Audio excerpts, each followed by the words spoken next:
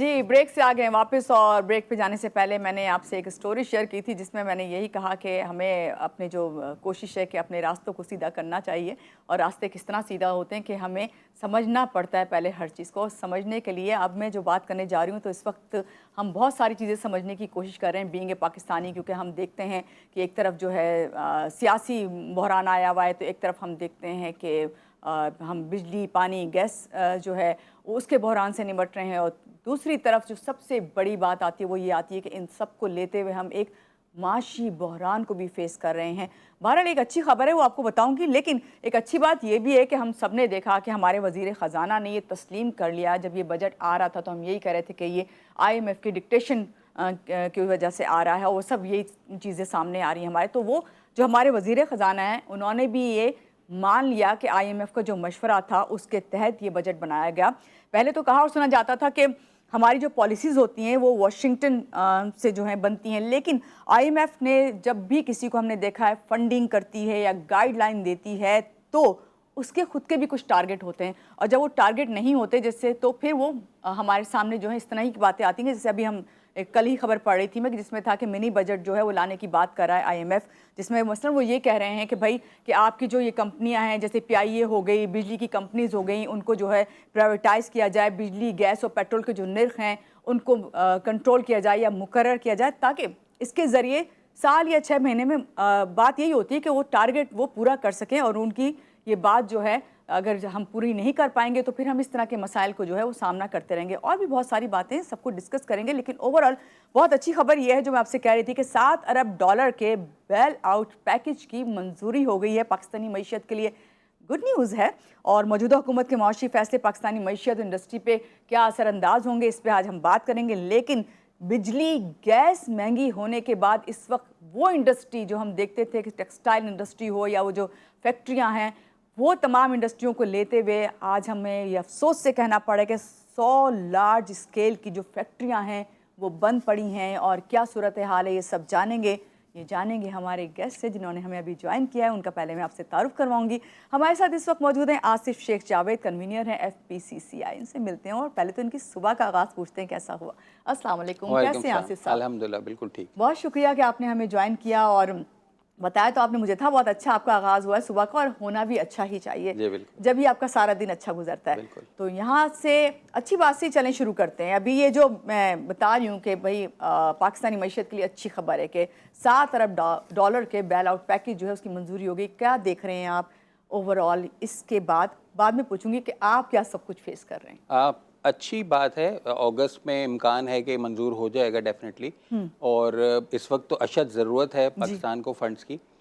तो मैं समझता हूँ कि बहरहाल एक ताज़ा हवा का झोंका है। बेशक लोन ही सही और बड़ा मुश्किल लोन है, टर्म्स भी बड़ी हाई होती हैं इनकी। और जैसे जैसे हम बार बार लोन की तरफ जा रहे हैं और पिछले लोन से हम नहीं निकल पाते और कंटिन्यू करते रहते हैं लोन में, तो जाहिर है कि कंडीशंस ऑफ रिकवरी जो है वो स्ट्रिक्ट होती जाती हैं। लेकिन अब कोई उसमें जैसे अंग्रेजी में कहते हैं कि one has to live with it, तो अब और कोई चारा फिलहाल नहीं है और मुश्किल हालात हैं तो इसको फेस करना पड़ेगा। और अगर ये मिल जाता है तो कुछ साई ऑफ रिलीफ होगा कि फिर हम इसमें कुछ आगे बढ़ सकते हैं और कुछ अपनी इकोनॉमी को बेहतर कर सकते हैं। Right now the situation is critical and crucial. तो जाहिर है कि इसकी ये फंडिंग आने के बाद कुछ बेहतर होगा तो कुछ काम करने की गुंजाइश बनेगी बहरहाल। सही। अच्छा आसिफ साहब, आप क्योंकि रिप्रेजेंट कर रहे हैं FPCCI से, आपका ताल्लुक, कन्वीनर हैं आप, आपसे ओवरऑल जानना चाहूँगी कि इस वक्त जिस तरह मैंने बताया कि बिजली गैस महंगी होने से कितनी फैक्ट्रियाँ जो हैं वो बंद हो गई हैं, क्या सूरत हाल है? अगर इस तरह ही चलता रहा और ये प्राइजेस जो है वो मुकर्रर नहीं हुई जो IMF चाह रहा है, तो क्या आगे आप देख रहे हैं? देखिए बात ये है, सिंपल सी बात है, आपको भी पता ही है, जितने लोग मौजूद है सबको पता है, जो भी कर्जा देने वाला बंदा है, कोई भी आपसे भी कोई तलब करे कर्ज और मुझसे भी, वो बात करें जो मैं ये तो तीन सवाल होते हैं ना कि भाई कितने चाहिए, कब वापस दोगे और कैसे वापस दोगे। ये कोई भी हो, अब वो एक लोकल बंदा है, कोई इंडिविजुअल है या कोई डोनर एजेंसी है, उनको ये चाहिए कि ये वापस कैसे होने, कैसे वापस होने। तो कैसे वापस होने में चूंकि हमारा कोई क्रेडिबिलिटी इतनी अच्छी नहीं रही और हमारे जो ओवरऑल हालात हैं जो अपेरेंटली नहीं लग रहे लैंडिंग एजेंसी को कि किस तरह से, तो ऑब्वियसली फिर वो अपना कुछ बताते हैं कंडीशंस कि आप ऐसा कर लें वैसा कर लें। और चूंकि हम पहले ही बड़ी मुश्किल में हैं, और आप देखें कि ये नहीं कि कोई middle class, lower middle class, इस वक्त जो भी है बिजनेसमैन भी, उसको सख्त मुश्किलात का सामना है। सही। अब ये है कि कोई कितना किस तरह से सस्टेन कर रहा है, कोई किस तरह से सस्टेन कर रहा है। जो नीचे लेवल पे है, जाहिर है उसको तो सुबह उठने के बाद से ही मुश्किलात का सामना है। जो कोई थोड़ा सा ऊपर है वो देख रहा है कि अगले हफ्ते में क्या होगा, अगले महीने में क्या होगा, साल में क्या होगा, लेकिन ओवरऑल ये परेशानी है लोगों को। अच्छा, फैक्ट्रीज बंद होने का मैं बताऊं, देखें क्या होता है कि फैक्ट्रीज बंद होने की नंबर ऑफ रीजंस होते हैं। ये तो बिजली, गैस, पानी, इससे तो कोई इनकार नहीं है, ये तो है, ये तो है। और मैं तो ये कहता हूँ एक जुमला कि इस वक्त बिजली का बिल जो है ना, वो हमारी सेविंग्स को, हमारी इनकम को दीमक की तरह चाट रहा है। अब मैं भी हमेशा से इसी शहर में हूँ, यहीं पैदा हुए, यहीं पढ़े, यहीं ब्रॉटअप हुआ, और हमेशा से महंगाई होती थी। कभी मैंने किसी से ये नहीं सुना जी बहुत बेहतर हालात हैं, बहुत हैं। हालांकि लोगों ने यहाँ पे बड़ी बड़ी गाड़ियां भी रखी, बड़े बंगले, फैक्ट्रीज भी हैं, ग्रोथ भी हो रही है, लेकिन वो कह यही रहे कि महंगाई है महंगाई। लेकिन बिजली का बिल कभी डिस्कस नहीं होता था। और बिजली का आजकल देखिए ये हॉट इशू है। आप कहीं भी, आप इंडस्ट्री में बैठ जाएं, आप ठेले वाले से बात कर लें, किसी लेवल पे भी, कोई मुलाजिम पेशा है, बिजली का बिल ये आउट ऑफ रीच हो चुका है, और ये खतरनाक तरफ ले जा रहा है लोगों को। और वो खतरनाक, हम ये कल ही बात कर रहे थे, कोई खुदसोजी कर रहा है, किसी ने कत्ल कर दिया भाई ने भाई को। मैं तो ये यहाँ तक हालात पहुंच गए हमारे। इतना परेशान होता हूँ सुन के कि कोई कह रहा है कि जी मैंने फलां चीज बेच के बिजली का बिल दे दिया। ये अब अगर 2 पंखे भी चलाने के लिए कोई काबिल नहीं रह गया, तो सोचें कि हम किस तरह से करेंगे। हम 24 करोड़ लोग हैं, और यहाँ तो हम फैक्ट्रीज की बात कर रहे हैं, तो ये है बहुत मुश्किल। लेकिन बहरहाल मैं इसको समझता हूँ कि फैक्ट्रीज बंद होने के और बहुत सारे रीजंस होते हैं। ऑर्डर नहीं है। देखें, आप यूरोपियन मार्केट को भी नज़र में रखें। जब से यूक्रेन रशिया की वॉर शुरू हुई है, तो यूरोप से भी ऑर्डर्स कम है, पूरी दुनिया में सैचुरेशन है, कुछ बिजनेस डाउन है अक्रॉस द ग्लोब। तो चूंकि हम लोग उस पर रिलाई कर रहे होते हैं, हमारी जो एक्सपोर्टर्स हैं उस पर रिलाई, तो अगर ऑर्डर्स कम आ रहे हैं तो उसका भी मसला है। अगर ऑर्डर कम आ रहे हैं और इंफ्रास्ट्रक्चर बहुत ज़्यादा है, लोग बहुत ज़्यादा हैं, तो फिर उनको राइट साइजिंग, कट साइजिंग करनी पड़ती है। तो ये भी सारी चीज़ें, लेकिन ये मैं इससे आपको बिल्कुल एंडोर्स करता हूँ कि ये इस वक्त बहुत कड़ी सूरत हाल है, जो खासतौर पर बिजली है। पानी तो देखें अवेलेबल ही नहीं है, पानी तो अवेलेबल ही नहीं। बिजली का मसला ये है कि बिजली अवेलेबल है और वो हद से ज़्यादा महंगी है, वो अब हमारे कंट्रोल में नहीं है, मतलब हमारे बजट से बाहर हो चुकी है। पानी तो है ही नहीं। जब आपने ये सारी बातें की तो मुझे एक जहन में वही ट्रेड डेफिसिट आ रही थी, उसमें फिर इसी तरह खसारा जो है हमारा बढ़ता है ये ट्रेड का, कि कहीं हम अगर 20 करोड़ की बात करें तो वहाँ से हम डबल 30 करोड़ पे आ रहे हैं या 40 उस पे आ रहे हैं, तो आपका डेफिसिट तो बढ़ गया। यहाँ पे मैं आपसे बात करूँगी कि आपने खुद ही कहा ऑल द वे, जब मैं अभी घर से आ रही थी तो मैं सीरियसली आई वॉज थिंकिंग कि मैं ये बात करूँगी गेस्ट से कि एक जनरल बात हम किस तरह एक आम आदमी को समझा सकते हैं, वो इस तरह ही कि आप किसी से कर्ज लेते हैं तो किसी शराइत पे लेते हैं कि भाई मैं 6 महीने में दे दूंगी या साल में दे दूंगी, या फिर आप जो है इस तरीके से मुझसे ले लीजिएगा, ये आसान एक साथ में हो जाता है। अगर आप नहीं उस पर पूरे उतरते तो देने वाला बहुत दफ़ा सोचता है कि नेक्स्ट टाइम इसका मुझे काम आना है या ना। बिल्कुल ऐसी सूरत हाल इस वक्त हम यहाँ देख रहे हैं। हमारा सबसे अच्छा दोस्त चीन, वो हमसे इस मामले में, या सऊदी अरब की बात कर लें कि IMF के इस के बाद जो है हमें लगता है कि वो जब तक IMF की डिक्टेशन शायद उनको भी है कि उस वक्त तक वो भी हमारी हेल्प करने को तैयार नहीं है। देखें, ये प्रैक्टिकल बात है। किसी को भी अगर ये महसूस हो रहा होगा कि ये वापस करने के, लोन वापस करने के काबिल नहीं है, तो वो अपनी शराइत बताएंगे और वो तरीकेकार भी बताएंगे। सही, ये तरीकेकार भी वो तय करेंगे कि किस तरह करना है आपने। अब वो जब तरीकेकार वो तय करते हैं, और जाहिर है कि वो उसका डाउन द लाइन इम्पैक्ट नीचे तक जाता है, और नीचे तक जब जाता है तो नीचे की तादाद बहुत ज्यादा है हमारे यहाँ, अनफॉर्चुनेटली हमारे यहाँ अनफॉर्चुनेटली तादाद बहुत ज्यादा है। हमारे यहाँ 3% 4% लोग ऐसे होंगे कि जो वेल ऑफ हैं, वो अपना काम कर रहे हैं, या जिनको बिजली का बिल बॉर्डर इस हद तक कर रहा है कि वो परेशान हो रहे हैं कि यार बढ़ता ही जा रहा है, लेकिन in any case they manage to pay. अच्छा, एक बंदा ऐसा जो पे ही नहीं कर पा रहा, तो लोड उसके ऊपर भी आ रहा है कंडीशंस का। वो उसके पास तो वो आगे वो सरचार्ज रख के आ रहा है, हर चीज वो तो डाउन द लाइन तो इम्पैक्ट तो पास ऑन तो करना है, नीचे तक जाना है, तो इसकी वजह से बड़ी प्रॉब्लम हो रही है। लेकिन अब आप देखें कि कुछ भी बात है तो हमें इसके अलावा क्या चाह रहा है, कोई चारा नहीं है। सिर्फ ये है कि इसको जब ये हमें बेल आउट पैकेज मिल जाए, मंजूर हो जाए, तो हम इसको किस तरह से खर्च करते हैं। और एक इम्पॉर्टेंट बात ये भी है कि भाई थोड़ा सा हमें ये मैसेज भी देना होगा। मैं अक्सर जगहों पे कहता हूँ कि ऑस्टेरिटी और सादगी को अपनाएं, ये वो हुकूमत की तरफ से। तो ये जो प्रोटोकॉल की गाड़ियां हैं, 4 आगे 8 पीछे, और ये इस तरह से जो लेविश तरीके से रह रहे हैं। अच्छा, लोग मुझे कहते हैं यार इससे कितने बिलियन की बचत हो जाएगी, कितने अरब की बचत हो जाएगी। अच्छा, मैं आपसे पूछता हूँ कि भाई 10 अरब की बचत तो हमारे पास क्या 10 अरब फालतू हैं खर्च करने का? हमारे पास तो 1 अरब भी नहीं है कि हम किसी, अगर हमें कितने भी अरब की बचत हो रही है, और सबसे इंपॉर्टेंट चीज क्या है कि वो आपको और मुझे एक मैसेज जा रहा है। जब हम देखेंगे किसी के मिनिस्टर को, गवर्नर को, चीफ मिनिस्टर को, जी वो भी बिल्कुल सिंपल तरीके से जा रहे हैं और वो भी महसूस कर रहे हैं कि इस वक्त मुल्क में मुश्किल हालात हैं। अगर आप देखें, आप ट्रैफिक में फंसे हुए हैं और आपको अपने आप सोच रहे हैं कि मैंने जी अपने फीस के कैसे बच्चों की अदा करनी है, और मैंने बजट कैसे बनाना है, बिजली का बिल है, 100,000 मसाइल हैं, और आपके सामने एक लश्कर जा रहा हो गाड़ियों का, तो फिर आपकी क्या आवाज नाराजगी तो बढ़ती रहती है ना। नाराजगी वही निकलती है कि भाई हम क्यों टैक्स दिए, हमारे टैक्स के पैसों से जो है इतना तो ये हमारे जो अरबाब इख्तियार हैं उन्हें ये सोचना चाहिए कि इस तरह से कर दें कि हमें एटलीस्ट एक मैसेज जाना चाहिए कि भाई ये हमारे साथ हैं और ये भी फेस कर रहे हैं इसको हालात को, और इंशाल्लाह कोई ना कोई सूरत बाहर निकलने की होगी।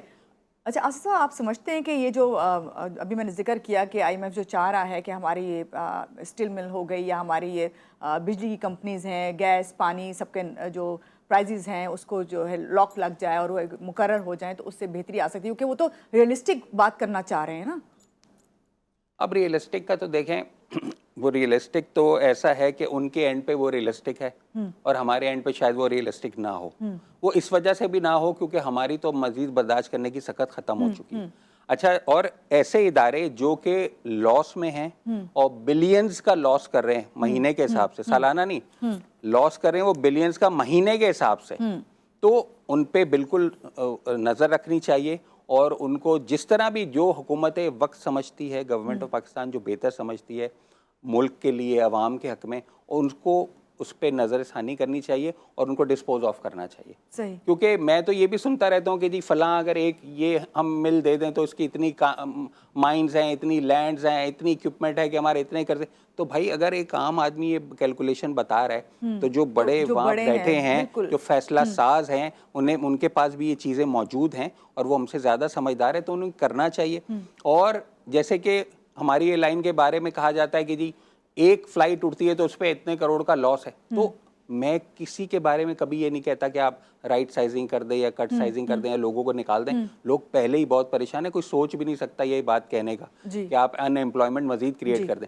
लेकिन जो एक्सपेंसेस हैं, इंफ्रास्ट्रक्चर के एक्सपेंसेस हैं, जो उसके रेकरिंग एक्सपेंस, उसको बचा लें। भाई अगर आपको हर वॉयज पे कहीं नुकसान हो रहा है तो एटलीस्ट वॉयज क्यों उड़ा रहे हैं फिर? वो तो बचा ले। जो लोग हैं वो तो हैं, ठीक है, वो तो हम में से ही है ना, वो मैं ही हूँ। अगर वहाँ कोई जॉब कर रहा है किसी भी इदारे में, नेशनल इदारे में कर रहा है या पब्लिक इदारे, वो मैं हूँ। तो मैं किसी के बारे में कभी भी नहीं सोच सकता कि मैं उससे कहूँ भाई इसको आप निकाल दो। लेकिन ये कि उनको दूसरे कामों पर इस्तेमाल करें, और जो रेकरिंग एक्सपेंसेस हो रहे हैं उसका कोई फायदा नहीं है, वो बिलियंस का लॉस कर रहे हैं, तो भाई उसको तो रोकें। बिल्कुल। आसिफ साहब, थोड़ी सी यहाँ पे आपसे, क्योंकि आपका ताल्लुक जो है एक ऐसी उससे है FPCCI से, जहाँ पे आप देखते हैं इतने सारे बिजनेसमैन इकट्ठा होते हैं, बातचीत करते हैं, जहाँ पे हमारे मुल्क में अगर एक टेक्सटाइल इंडस्ट्री थी वाहिद, जिसका जब भी जिक्र होता था बड़े हम फ़ख्र से करते थे, लेकिन अब हम ये देख रहे हैं कि 20 अरब डॉलर अगर वो होता था तो अब वो 15 से 16 पे आ गई। तो उसके बाद बंद होती हुई मिले भी हम देख रहे हैं। फिर हम देख रहे हैं ताजिर हड़तालों पे आ गए। कहा जाता है जब तक मुल्क में सियासी इस्तेहकाम नहीं होता उस वक्त तक जो है ना बाहर से आने वाला इन्वेस्टर आता है और यहाँ पे जो है वो बाहर जाने की फिर कोशिश कर रहे होते, ऐसा है? अच्छा, ये बिल्कुल ठीक है। और हड़तालों का भी मैं आपको बताऊं कि मैंने जैसे आपसे कहा कि मैं तो यहीं पैदा हुआ, यहीं बड़ा, यहीं स्कूलिंग सब कुछ, तो हड़तालें भी हम देख रहे हैं, ये होती हैं, और ये तो मगरिब में भी होती हैं, बड़े जो तरक्की याफ्ता ममालिक उनमें भी होती हैं। हमारे यहाँ रीजंस कुछ और होते हैं जाहिर है, और शायद हो सकता है फ्रीक्वेंसी भी ज़्यादा होती हो हड़तालों की। तो ये सब कुछ तो ठीक है, लोग भी बाहर जा रहे हैं, लेकिन हमेशा से जा रहे हैं, और 25 करोड़ या 24 करोड़ का मुल्क है तो कितने लोग बाहर चले जाएंगे? कुछ देखें, इसमें ये भी होता है कि कुछ प्रोपेगेंडा भी होता है, कुछ बताया भी ऐसा जा रहा होता है जी आपने एक खिड़की लगा दी सोशल मीडिया पे, जी खिड़की पे देखें जी वो है 1500 लोग, लेकिन आपको देखने में ऐसा लग रहा है कि शायद वो 5 लाख लोग विंडो पे खड़े हुए और वीज़ा के डॉक्यूमेंट प्रोसेस करा रहे हैं। तो 24 करोड़ लोगों में से बाहर जा रहे हैं। मैं ये नहीं कह रहा कि क्रूशल हालात नहीं, मैंने तो कहा कि क्रूशल और क्रिटिकल हैं, बहुत मुश्किल हैं, और बिजली का बिल इस वक्त जो बहुत ज़्यादा इम्पैक्ट कर रहा है, लेकिन इसके साथ साथ ये सब चीज़ें चल रही होती हैं। सही। अच्छा, अगर लोग बाहर जा रहे हैं तो उसमें भी आके एक अच्छा पॉजिटिव इम्पैक्ट ये देख लें बात कि उसने बाहर जाना है तो उसने रेमिटेंस भी हमें भेजनी है। रैपिड आपसे इसका जवाब चाहूंगी। एक्सपोर्ट प्रोसेसिंग जोन से आपका ताल्लुक है, क्या इस वक्त सूरत हाल है, लोगों को बता के जाइए बस आप। एक्सपोर्ट प्रोसेसिंग जोन देखें, आइकॉनिक और सिंबॉलिक उनका स्टेटस होता है किसी भी दुनिया में एक्सपोर्ट अट्रैक्ट करने के लिए, इन्वेस्टर को अट्रैक्ट करने के लिए। तो हमारे यहाँ भी एक्सपोर्ट प्रोसेसिंग जोन जो है वो काम कर रहे हैं, बहुत अच्छा काम कर रहे हैं। खासतौर पे कराची एक्सपोर्ट प्रोसेसिंग जोन में काफ़ी काम हो रहा है। लेकिन कुछ ऐसी इस बजट में कुछ ऐसा हुआ कि वो एक्सपोर्टर्स को, जो कराची एक्सपोर्ट प्रोसेसिंग जोन के इन्वेस्टर्स हैं, जो फैक्ट्री ओनर्स हैं, जो इंडस्ट्रीज हैं, उन पे भी कुछ उनको नॉर्मल टैक्स रिजीम में शामिल शायद किया जा रहा है, तो जिससे ये अंदेशा है कि जो एक्सपोर्ट प्रोसेसिंग जोन है उसकी परफॉर्मेंस पे असर आ सकता है। तो मैं ये चाहता हूँ कि एक्सपोर्ट प्रोसेसिंग जोन की कामयाबी के लिए मिनिस्ट्री ऑफ फाइनेंस को इस पर नजरसानी करना चाहिए ताकि ये जोन्स मजीद कामयाब हों और मजीद जोन्स पाकिस्तान में बन सके। सही, बहुत शुक्रिया आसिफ साहब, आज के प्रोग्राम में आप तशरीफ लाए और आपने जो पॉजिटिव बातें की, मैं समझती हूँ अच्छी खबर के साथ हमने शुरू किया, और ओवरऑल सबकी जो है यही बात होती है कि भाई होप फॉर दी बेस्ट। और यहाँ पे कहूँगी कि कोई भी जो मैशियत है, IMF ख़ास तौर से हमारे मुल्क की जो इस वक्त मैशियत चल रही है, जो सूरत हाल है, उसमें IMF को जब तक हम सेटिस्फाइड नहीं करेंगे तो हमारी ये डगमगाती हुई जो मैशियत है वो बेहतर होती हमें नज़र नहीं आ रही। लेकिन वही वाली बात कि अच्छी उम्मीद रखनी चाहिए। यहाँ लेंगे एक ब्रेक के बाद वापस आते हैं, रहिएगा हमारे साथ। Thank you.